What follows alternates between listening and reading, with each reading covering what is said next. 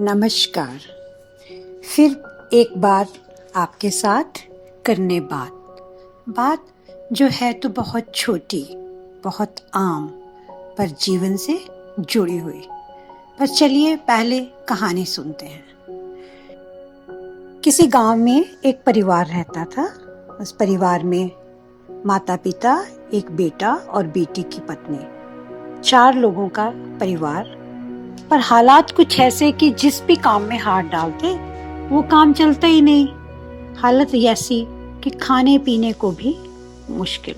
बहुत बहुत प्रयत्न करते तब कहीं 2 वक्त का खाना जुटा पाते।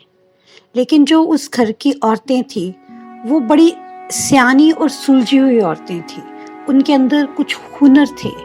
वो अपने घर का वो सामान जो उनको नहीं चाहिए होता था, अड़ोसियों पड़ोसियों का फिका हुआ सामान जो वो फेंक देते थे, उनसे कुछ ना कुछ अच्छी चीजें बनाती रहती और अपने घर में रखती रहती। इस तरह से करते करते उनके पास बहुत बहुत सी कलाकृतियां बन गई, जिनको आज की डेट में हम best out of the waste कहते हैं।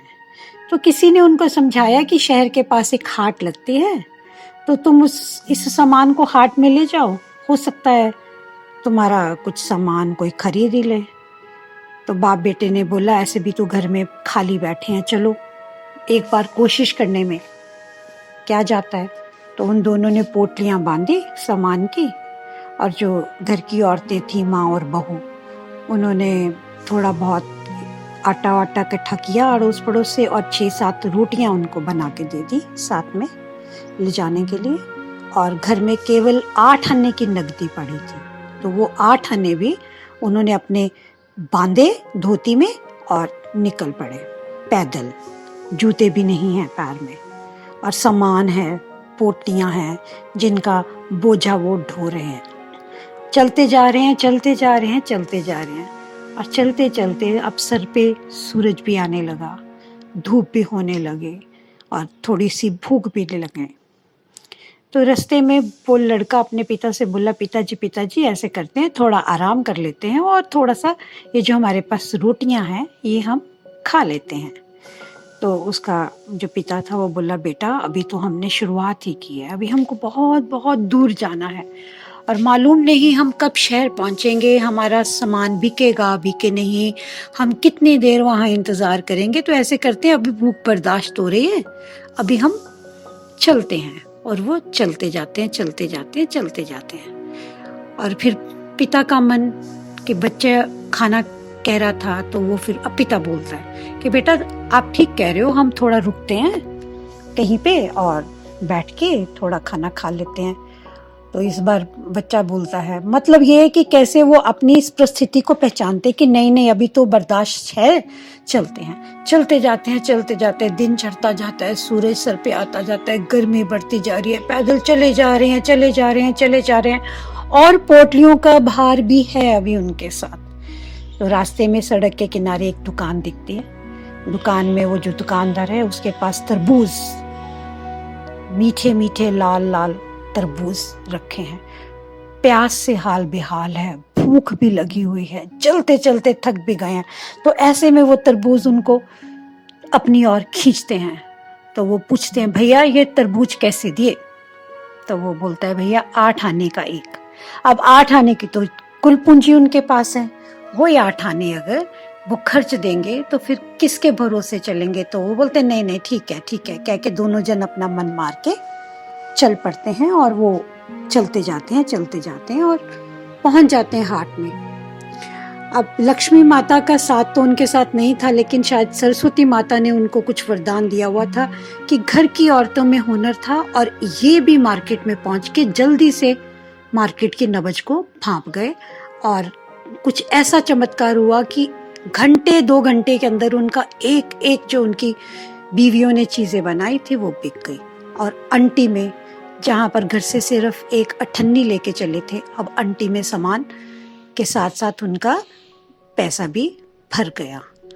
अब देखिए वो रोटियां जो वो घर से लाए थे, जिनको वो तरस तरस के बचा बचा के एक खजाने की तरह अपने साथ रखे थे, वो भी एक कोने में ही पड़ी रह गई।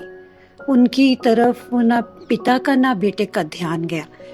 अंटी में पैसा है, मेला घूमा, जहाँ जो अच्छा लगा खाया, जो अच्छा लगा पिया, और फिर मेले से घर के लिए जो जो सामान उनको लगा कि ये हमारे घर में चल सकता है वो खरीदा। पर पैसा अंटी में अभी भी काफी है, तो जाने के लिए एक गाड़ी भी कर ले। कहाँ वो पैदल पोटलियों से लद के भूखे प्यासे आ रहे थे, और कहाँ अब पैसा हो गया तो गाड़ी भी कर ली। गाड़ी में जो सामान खरीदा था वो लाद के वापस उसी रास्ते पे गाड़ी पे चलने लग गए, और वही तरबूज वाला फिर से दिखाई दे गया। तो अभी भूख नहीं है, प्यास नहीं है, पेट भरा हुआ है। तो बेटा और बाप बोलते हैं भैया भैया ये तरबूज कैसे लगाए?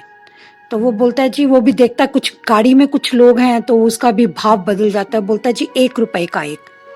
तो बाप बोलता है गाड़ी में 10 रख दो, और गाड़ी में वो 10 तरबूज रख लेते हैं। तो ये थी कहानी, और ये थी बात जीवन की। बात ये है कि हमारी जो सोच होती है, हमारे जो एक्शन होते हैं, जो हमारे रिएक्शंस होते हैं, वो हमारे बदलते परिवेश के साथ बदल जाते हैं, और ये बदलाव निरंतर जारी रहता है। वो रोटियां तो किसी कोने में पड़ी ही रह गई, और हुनर उनका काम आया, उनकी चतुराई काम आई, और इस तरह से उनका एक दिन अच्छे से निकल गया और आगे के लिए रास्ता दिख गया। तो ये थी कहानी, और आते हैं बात पर। बात है होने की, बात है ना होने की, बात है हमारी सोच की, बात है हमारे एक्शंस की, बात है हमारे रिएक्शंस की, कि किस तरह से हमारी सोच, हमारे एक्शंस, हमारे रिएक्शंस बदल जाते हैं बदलते परिवेश के साथ। बदलाव निरंतर जारी रहता है, और हर कहानी की तरह इस कहानी में भी बहुत सी सीख है।